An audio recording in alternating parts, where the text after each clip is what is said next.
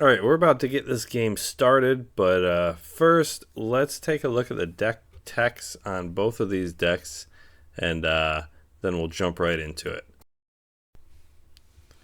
All right, so Tiffany is going to be playing the blue and white control deck. This is a really cool setup here, I think. You'll notice there are a couple cards that are not old school legal. When I built the deck, I was just kind of filling in spots while I was waiting for cards to come in on order. But this is basically the deck. I think the Rush of Knowledge down on the bottom in the blue, you see that right next to the islands. That one is supposed to be a Brain Geyser, which I didn't have a copy of. So that one's getting replaced with Brain Geyser. The Icy Manipulator, I also received a copy of the collector's edition, so that ended up in the Ice Age spot. So those have been corrected already, but at the time that we did this deck tech, I did not have them all, and I'm not sure if they're actually corrected in the deck. We're going to have to see as we play out. However, this is a really fun deck to play. We have a couple of big flyers, Sarah Angel and Mahamadi Jin. And then, of course, Zephyr Falcon, another flyer. Counterspell, we have a Blue Elemental Blast, which is going to be great because the other player, which is myself, will be playing green and red. And so we have Disenchants, of course, Swords, Savannah Lions. Balance is going to be a big one here. And, of course, we have a Jayamde Tome, which is really going to help out with the card draw, especially if she does get out the Island Sanctuary. So that makes it so only flying creatures can attack if she skips her draw step. So if she skips her draw step and then she can draw with the Jayamde Tome, she might be able to hold off some threats while she looks for some more power or answers to the threats. All right, so let's get into the green-red big monster deck. So I'm going to be playing green and red, and of course, there's going to be some big baddies in here. We got a Cockatrice, Iron Root Tree Folk, Urnam Jins, Crawlworm, Juggernaut, Siobhan Dragon. We got Earth Elemental, Fire Elemental, and of course, an Uthden Troll. Some Script Sprites for flying, and a giant spider to block some flyers right down there. Of course, we got to throw in a grizzly bear and the marsh vipers. Although I may have swapped out the marsh vipers, not sure yet. We have the glasses of Urza. That's a little bit useful for seeing if she has any counter spells or answers to things before I throw them down on the board. Fireball for a win con. We have the Mana Flare, Lightning Bolt, Pyrotechnics, and of course some land destruction with the Stone Rain, artifact destruction with the Shatter. Kind of balances out the Disenchant in the other one. We have a Tranquility, and of course a Mishra's Factory, the Wild Growth, and Elves to help with some ramp, and also an Untamed Wilds. So we're going to match these together and see how this goes. I think it's going to be a pretty good game here. So let's go right into it. All right, so this is just one game. We're not doing 2 out of 3 because this game actually went quite long, but it was quite an action-packed game. So let's see what we got. An island and a forest to start us out. Wild Growth, turn 1. All right. That is some power. Let's go. So we're already ramping. That's a really good turn 1 play. And Tiffany with 2 islands. Okay, we're possibility for counter spells is on the board now. Although there is a Blue Elemental Blast, so she does have the 1 mana counter spell. All right, we're tapping for a Mana Flare. Turn 2 Mana Flare on the board. Okay, so now we got to do some maths and try to keep track of our mana. I can see in her hand she has a Disenchant. Okay, flashing her hand a little bit. All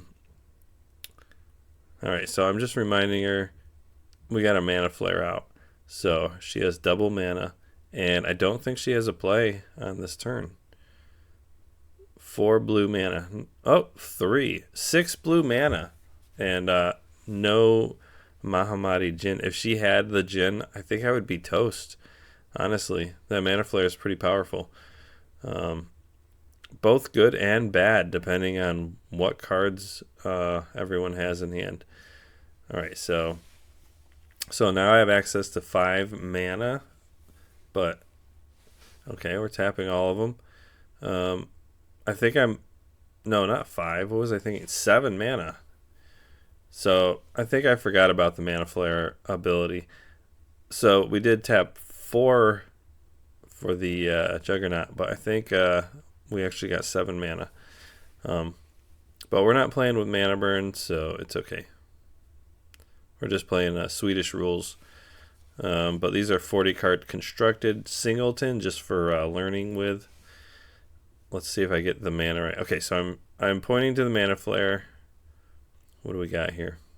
That's 7 mana. Urnum Jin.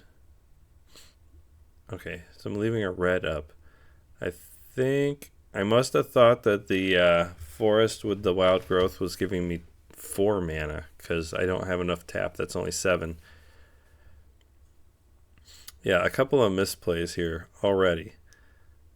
But I don't think it really affected the outcome. I could have tapped my mountain and still played this giant spider.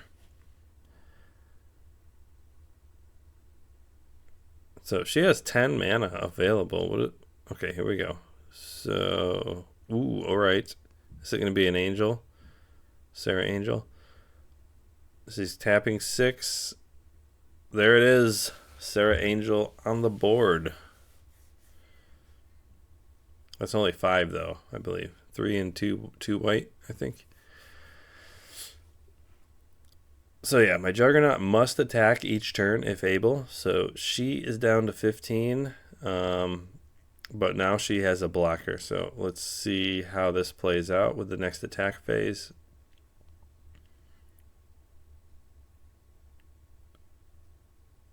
Okay, so we got quite a bit of mana out here. Is there anything else we can do?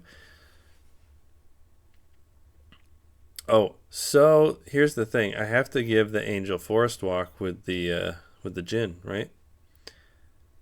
So I'm just gonna full swing here. That's 11 coming at her, and so she's gonna block.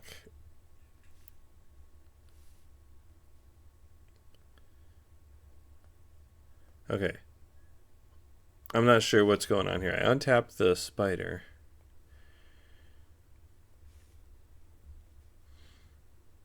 I think she wants to block, but doesn't want her angel to die.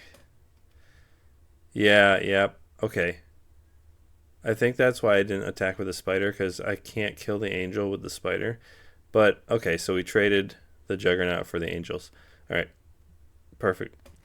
So she should have taken 4 damage. I'm not sure what happened there.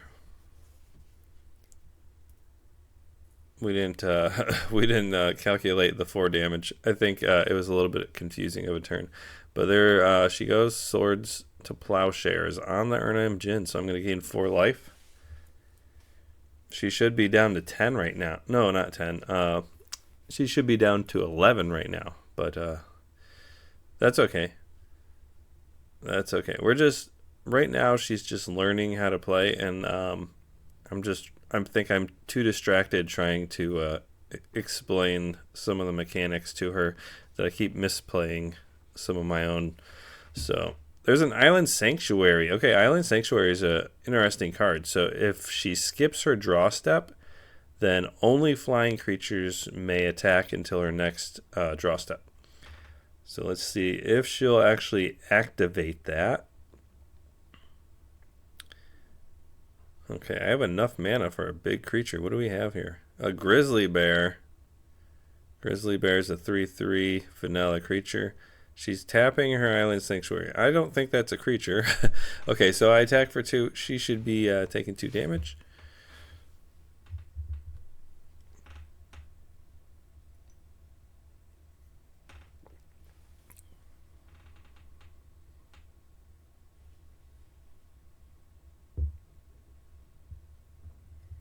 Okay, yeah. So she took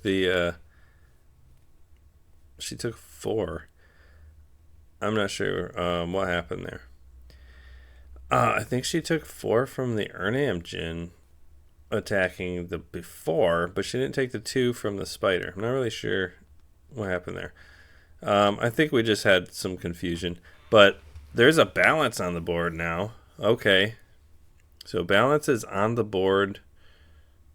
I have to get rid of all my creatures. That is not good. She's already gotten rid of 2 of my creatures. There goes 2 more. Cards in hand, I'm not sure. I have 1 card. And we have the same number of lands. So we both have 6 land. I think she's having to discard a card. Getting rid of the drain power. Yeah, that's probably smart. That's not really going to help her. And Mishra's Factory. Okay, no. I think I... Oh, okay. I think I mentioned she didn't play a land for turn. So... But the problem here is then she would have had to discard a land. She would have had to destroy one of her lands. But I guess that's another misplay that we didn't see. That's okay. Because if she held it in her hand, I think she still has the card in hand, the disenchant. So she would have had to discard the disenchant or get rid of a land if she played it before the balance. But that's okay. This is just a casual game. I missed that also. So we're gonna play out a Lawnmower Elves. Not really gonna help me too much here. I'm wondering what card I have in my hand because I haven't seen it yet. Okay, another plains, and she's gonna attack, I think. Yep, activating the factory for 2. All right, we got a shatter. Goodbye factory.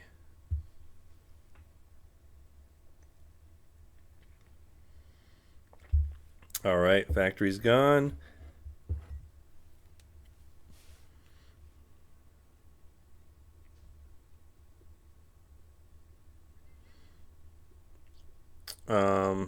Okay, so she didn't activate the Island Sanctuary, I don't believe. Did she? No. I think she drew that plains. That's what she drew. Okay, what do we got here? Ooh, Stone Rain on the plains. I don't think it really matters which one I destroyed, but trying to get her down a little bit on mana. Although with the mana flare, it almost doesn't matter. So the Stone Rain might not be a great choice. But, early on, if I had drawn the Stone Rain, it might have been good. Oh, it looks like I can see that she has a Kismet in hand. She's going to play the Kismet. Okay. Tapping 2 plains. I probably would have tapped 1 plains and 1 island just to keep some white available because she does have a disenchant. Disenchanting my mana flare might be a good idea at this point. She has enough mana for any of her big creatures, and she's only top decking right now. So I probably would disenchant the mana flare at this point.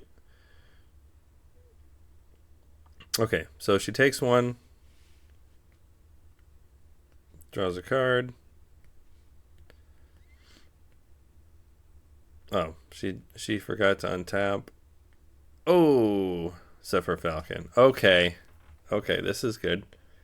So now next turn, if she doesn't draw, I won't be able to attack, and she'll be able to attack with her Zephyr Falcon, and maybe get me down. But she won't be drawing any cards. That's the only thing. Oh, my Mishra's Factory should have come into play tapped because of the Kismet. I think that was a misplay.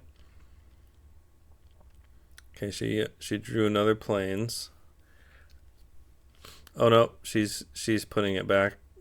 Yeah, the Island Sanctuary. Okay, so she forgot about the Island Sanctuary. She's going to skip her draw, and attack.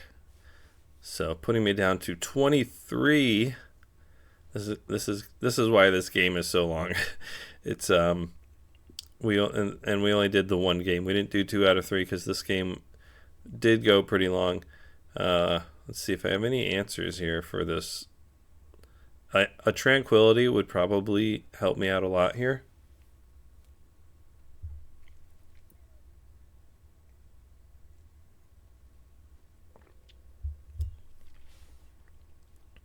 All right. Looking for my land. So forest, that should also come into play tapped.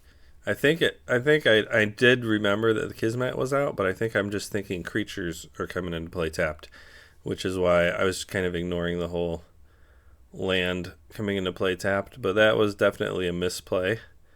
All right, and she drew her planes. She's not going to skip her draw step again.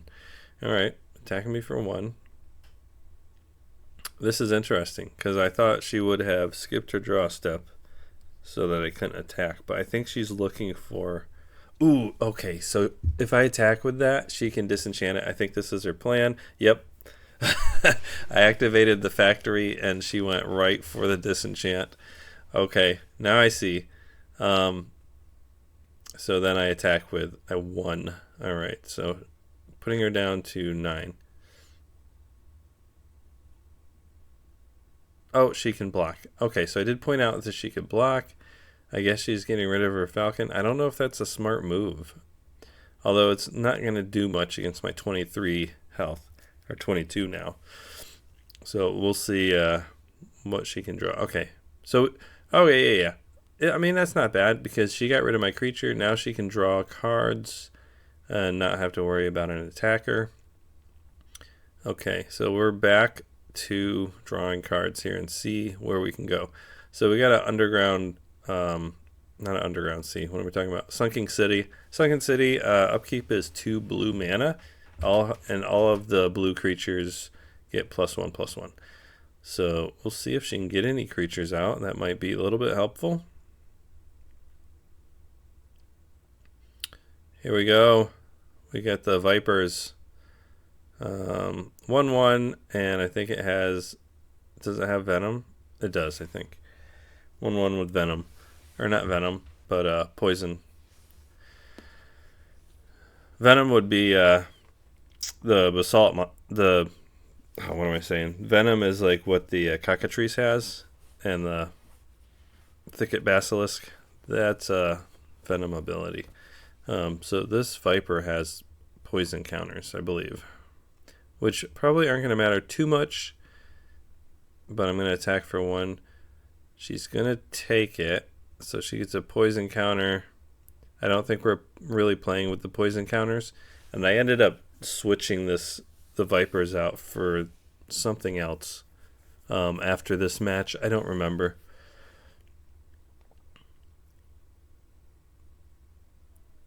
Okay, so she's drawing. She paid the 2 blue for her upkeep on Sunken City. Oh, it's 2 poison counters. Oh, we are... Okay. Oh, that's actually not bad. 2 poison counters. So you only need 5 attacks to win. That's pretty bad. But that should have come into play tapped. I think it didn't matter anyways because it did have Summoning Sickness. But the creature should be coming into play tapped because of Kismet. I don't know why I'm just ignoring that entire card right now. Maybe just a little distracted trying to help her out. She hasn't seemed to notice either. So, okay, so she's playing a Rush of Knowledge. It's basically you pay 5 mana and you can draw cards equal to the number of the highest casting cost. So she 4 is the highest she's pointing out. Basically, it costs 4 and a blue. So a little bit better than Brain Geyser in this instance. Brain Geyser is X plus 2 blue, so you'd actually have to pay 6 to draw 4. But that card did get replaced with a Brain Geyser once I finally got it in the mail. So that card's no longer in the deck. It's not old school legal. Let's see what she got. Oh, no. What is that one? I forget what that card is called. It's basically whenever a land is tapped, it does 2 damage. So I'm just not going to use that land probably. Although I do have quite a bit of health. I think it's called Psychic Venom, actually. It's not a very used card, but I mean, hey, you're getting some damage in, or at least preventing them from tapping their land. And she put it on the one with the wild growth on it.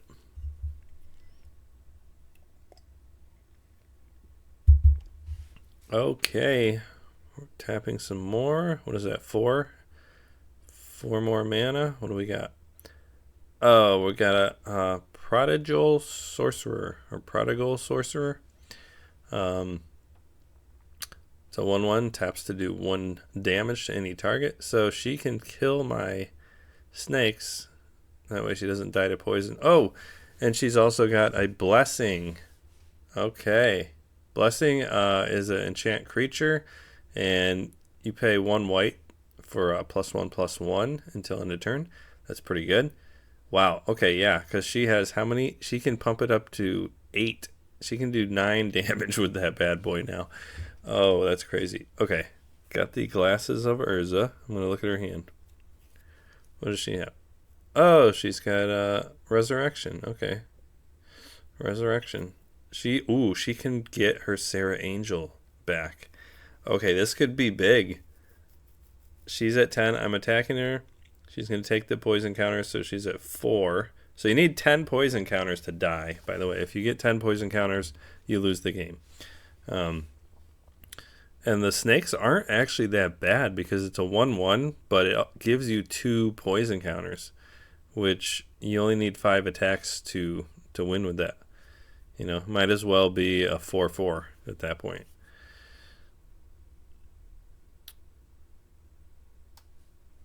Okay, I think what she's going to do is try to do resurrection on her Sarah Angel, which will bring it directly into the battlefield. Looks like she forgot her upkeep. Ooh, there's a Savannah Lions, also very good.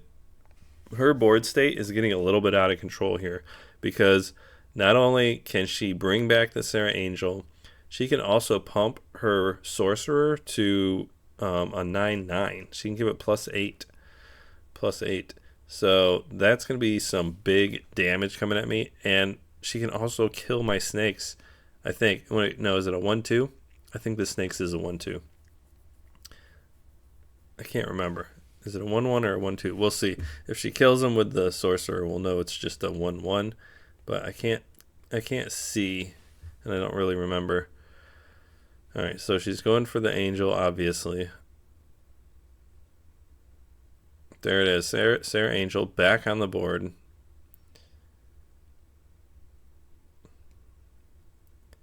Okay, there's her upkeep for the Sunken City. Oh, so the sorcerer actually already has +2, so it's going to be a 10/10 if she pumps it with the blessing. That's crazy. But still sitting at 4 poison counters, so she's got to get rid of that creature. Let's see, she hasn't tapped the sorcerer yet to destroy it, so maybe it is a 1/2.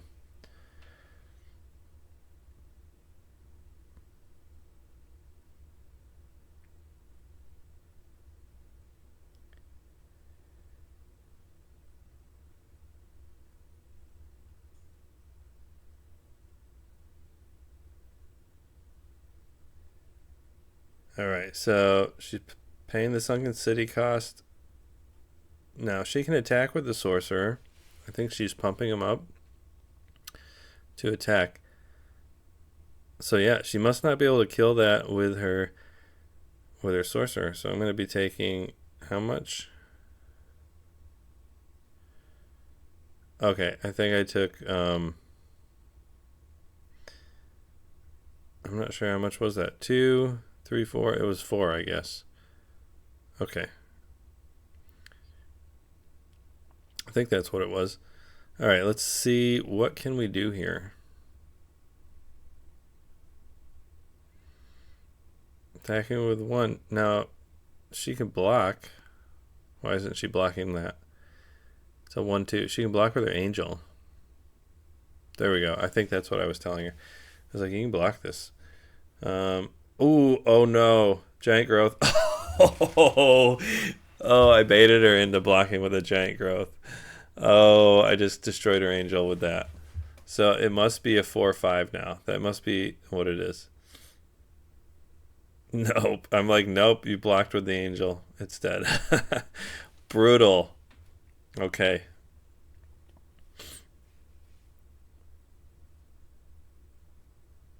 Okay, so she doesn't get any poison counters though, because she didn't take damage from it. But the angel is dead. I'm gonna look at her hand with the glasses.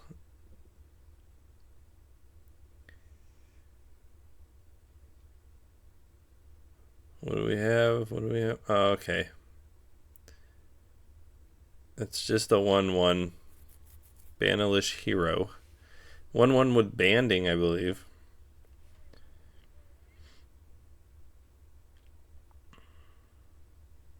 Yep. Okay. But she still does have the Prodigal Sorcerer pumpable. She can give it +6 right now, so it could be an 8/8. Um, so she's going to pump that up, +6. So that should be 8 total because of the Sunken City. So she didn't pay the upkeep, but there we go. It's just a missed trigger, I believe.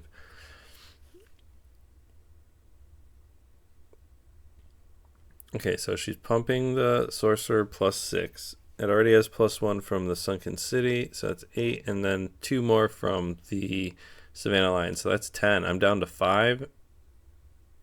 Why am I taking an additional damage? I don't know. I think I didn't do the math correctly, but that's okay. We're we're almost done here. Um, so I don't think I have an answer for this. Do I? Do I have a tranquility? Ooh, no, no, no, no, no, no, no, no, no, no. Oh, crawworm, crawworm. Here we go. Um, I don't know if that's not going to be enough to. I also can't block. Okay, see, she pointed out the Kismet. Okay, so she saw the crawworm and got scared. Was like, nope, Kismet's out. Okay, crawworm came in, it tapped pyrotechnics, or is it pyrotechnics or yeah, pyrotechnics, getting rid of, I think, the sorcerer and both of those. Yeah, I can do 4 damage total distributed anyway. So that's going to get rid of 2 to the sorcerer, 1 to the other 2 creatures. So those are dead. Wow, what a turn of events here. Um, this is crazy. Pretty crazy game right now. So what is she going to do in response to that? She could not draw, but then that's not really going to help her out. The enchantment dies. So I attacked her again. No, why is my snake tapped? Yeah, I did attack again. So she should be at 6. I don't know why I did it like that, but she should be at 6. Oh, okay. So 5 plus 5 is 10. So I just split it. So she has 6 poison counters. 2 more attacks and she's done. But I also have the crowworm, and she's at 7. Oh, she got a book. Oh my goodness. Okay, is she drawing with the book? Yeah. Oh, here's the thing now. Oh no. Oh, she can't block though. This is gonna kill her. If she, oh man, yeah. If she had one more turn to not draw, she could just not draw with the Island Sanctuary, and then she could draw a card each turn with the book. So that would be. Oh, she has a counter spell. That's really not going to help her right now either. Oh my goodness, because now I'm going to be able to attack for 7. That's going to kill her. There's no way she can defend against that. Oh man, that's too bad. If she had the book out one turn earlier, this would have been. Oh man, I would have been totally locked out from attacks. But I think I can just attack for 7 at this point. There we go, 7. That's the game. Ooh, there's earthquake from the damage hitting. Oh my goodness. Yep, that's the game. Wow, that was Man, good game. All right. All right, guys. Thanks for watching. If you haven't already checked out the construction of these two decks, I do have another video showing how I assembled this and talked about the reasons for each card. So please check that out. I'll put a link here at the top. And also there will be a link in the description. All right, guys. Thanks for watching. Have a good day. Adios.